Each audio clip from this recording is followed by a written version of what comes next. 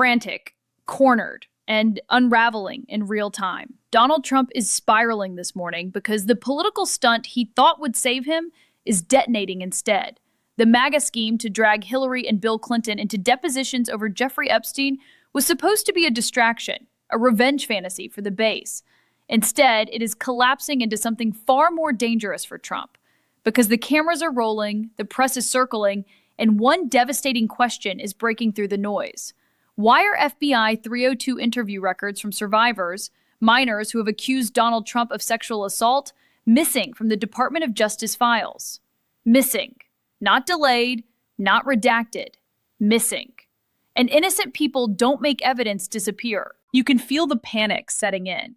What was designed to put the Clintons on defense is now boomeranging back onto Trump with explosive force.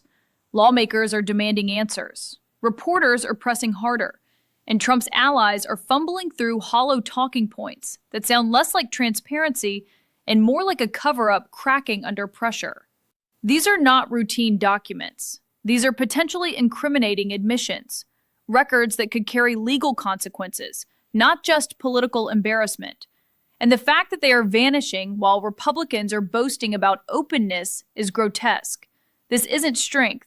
This isn't confidence. This is what fear looks like when the walls are closing in, and he knows it. And if those files surface, this stops being theater and starts becoming catastrophic. Donald Trump and his MAGA allies are pretending this is about accountability. They are pretending this is about finally getting answers about Jeffrey Epstein. But let's slow this down and look at what they have actually been saying and what they are actually doing, because the contradiction is staggering. For years, Trump World has insisted he barely knew Epstein. I had a falling out with him. I banned him from Mar-a-Lago. Fake news. That has been the line. Total distance, total denial, complete amnesia. Now suddenly they are staging depositions of the Clintons as if this is some righteous crusade for truth. Let me show you how this falls apart. When reporters asked Republican Congressman James Comer a very simple question, are you concerned that there may be a cover-up involving missing FBI records tied to accusations against Donald Trump? He didn't pound the table and demand answers. He didn't say, release everything. He said, essentially, we're looking into it. We don't know yet. That's not outrage. That's hesitation. And here's the key. If this were about transparency, the response would be immediate and unequivocal. Release every file, every 302, every interview. Instead, what we're seeing is selective theater. Republicans are happy to spotlight names they think hurt Democrats. But when it comes to files that allegedly reference Trump, suddenly it's ongoing review. That's gaslighting. At the same time, Democratic members of Congress are standing outside those depositions, saying something very clear. The Department of Justice appears to be withholding massive amounts of information, including files from a verified survivor who alleges abuse not just by Epstein, but by Trump when she was a minor. And according to the archive manifests, those interview records are missing. Missing from the official DOJ file structure. Let that sink in. If you are truly conducting a nonpartisan investigation, you do not depose Hillary Clinton, whose name reportedly does not even appear meaningfully in the relevant files, while ignoring questions about why half of the archive has not been released. You do not claim transparency while survivors' interview summaries vanish.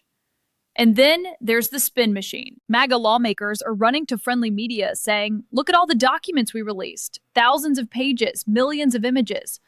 But volume is not transparency. Dumping paper does not equal honesty if the critical pieces are being quietly pulled out. This is the oldest trick in political damage control. Overwhelm the public with numbers while burying the explosive details. They want you arguing about the Clintons. They want you distracted by partisan spectacle. But the real story, the one making Trump panic, is the simple, brutal contradiction between what they claim and what the record shows. They say this is about truth, but when truth points toward Trump, it starts disappearing. Now let's go deeper, because this is where the story stops being political theater and starts looking like something far more disturbing. I'm looking at the reporting surrounding these depositions taking place in Chappaqua, New York. Hillary Clinton is being questioned. Bill Clinton is scheduled. Cameras are stationed outside like this is some historic reckoning. Republicans are framing this as unprecedented, as if they are bravely hauling in powerful elites for answers. But here's what stands out. According to members of Congress who have reviewed the Department of Justice archive manifest, entire categories of files tied to a verified survivor have been removed from the publicly released index. I want you to focus on that word, manifest. That's the master list, the inventory of what exists. And what they are saying is that the inventory shows entries for interview summaries, FBI 302 forms that are no longer in the active file release. I'm reading this carefully. The archive log indicates that interviews relating to a survivor who alleges abuse not just by Jeffrey Epstein, but by Donald Trump when she was a minor were documented. Those entries appear in the indexing system, but the corresponding records are not present in the released materials. That is not a typo. That is not clerical sloppiness. That is a gap. And when Congressman Garcia stood outside that deposition and said the DOJ is leading a White House cover-up, he wasn't speaking abstractly. He was pointing to the physical absence of files that the system itself acknowledges should be there. Gross. Because if the system shows the documents existed and now they are gone, someone made a decision. Who removed them? Who authorized it? On what date? That's the question that keeps echoing. Now contrast that with what Republican Congressman Pat Fallon is saying. He goes on television and argues this is about compelling a former president to testify because we've never had a former president this close to a convicted felon. He is clearly trying to imply Bill Clinton's proximity to Epstein justifies the spectacle. But let's step back. Donald Trump is himself a convicted felon. Donald Trump has been found civilly liable for sexual assault. Donald Trump has publicly bragged about grabbing women without consent. Those are documented facts, not partisan smears. So when Fallon says proximity to a felon is problematic, the irony is almost too thick to breathe. You can't make this up. Meanwhile, James Comer is trying to present this as bipartisan because they previously deposed Republican officials like Bill Barr and Alex Acosta. But again, look at the sequencing, look at the framing.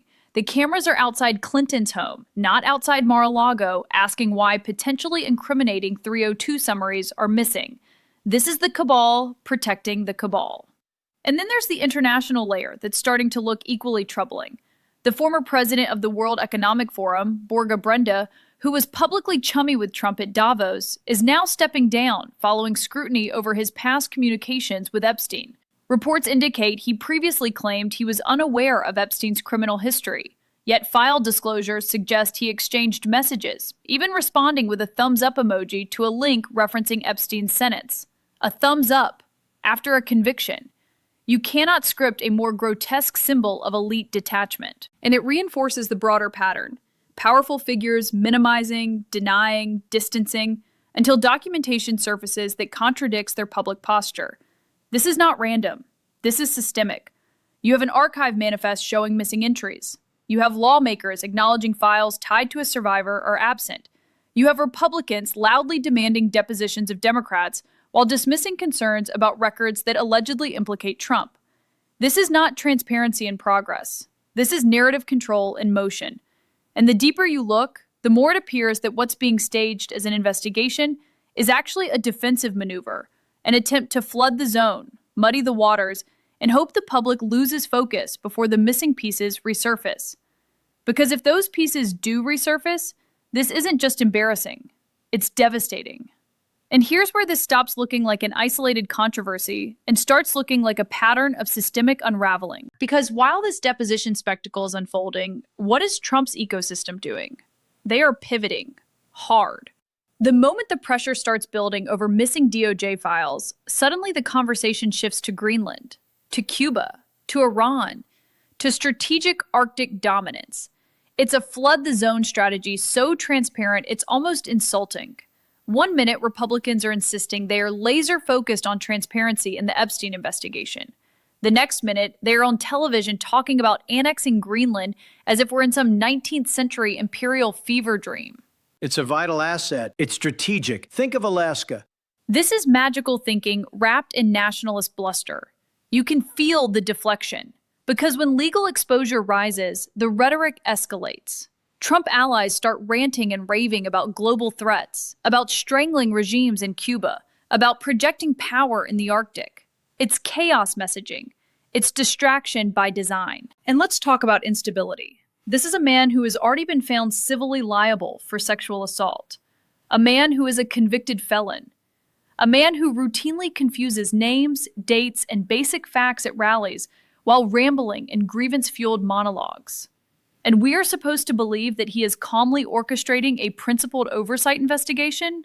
Please. This is not steady leadership. This is someone flailing. Look at the broader collapse indicators. Trump's State of the Union viewership numbers have been sliding compared to previous years. Polling on the generic congressional ballot is tightening in ways that should terrify Republicans. Independent media audiences critical of Trump are growing, while his own messaging increasingly sounds like recycled outrage. That's not momentum. That's erosion. And historically, when Trump feels erosion, he overcompensates. He escalates rhetoric, he widens conflict, he creates spectacle. Remember the failed business ventures, the casinos, the stakes, the university? Each collapse followed the same pattern. Deny, distract, double down, implode. This is the same template, just at presidential scale. Meanwhile, the military posture is being stretched thin with aggressive deployments and constant war-footing rhetoric. The so-called president of peace is presiding over mounting global tensions while claiming strength. But stretching resources thin while chaos swirls domestically is not strength, it's overextension. And all of this is happening while questions remain unanswered about missing federal records tied to a survivor's allegations. That's the through line. This isn't one bad headline. This isn't one partisan scuffle. This is a convergence. Legal exposure, narrative instability, international bluster, polling weakness, and visible agitation from Trump himself. When you see all of it together, the picture sharpens. This is not a confident movement in control of events. This is a regime reacting to pressure. This is what the beginning of the end looks like. Not with a single dramatic collapse, but with cracks spreading across every surface at once. The legal cracks, the political cracks, the credibility cracks. And the more they try to shout about Greenland or Cuba or some external enemy, the clearer it becomes that the real threat, the one keeping them up at night, is inside those missing files. So let's bring this back to what really matters. This is the difference between truth and theater, between accountability and distraction, between releasing everything and quietly making the most dangerous pieces disappear. If you are confident in your innocence, you don't stage depositions to change the subject. You don't flood the airwaves with imperial fantasies about Greenland. You don't let survivor interview records vanish from official manifests. You release it all. Every page, every file, every 302. What we are watching right now is not strength. It's fear dressed up as bravado. And we cannot allow fear, ego, and a protective cabal of loyalists to erode the rule of law. This isn't about Democrats versus Republicans. It's about whether powerful people get to manipulate evidence while ordinary Americans are told to trust the process. That's not how democracy survives. So stay informed, stay loud, and don't let them change the subject. If you believe in independent media that follows the facts wherever they lead, hit subscribe. Help grow this community. Share this video, because sunlight is the only thing that breaks a cover-up. And the more light we shine, the harder it becomes for the truth to stay buried.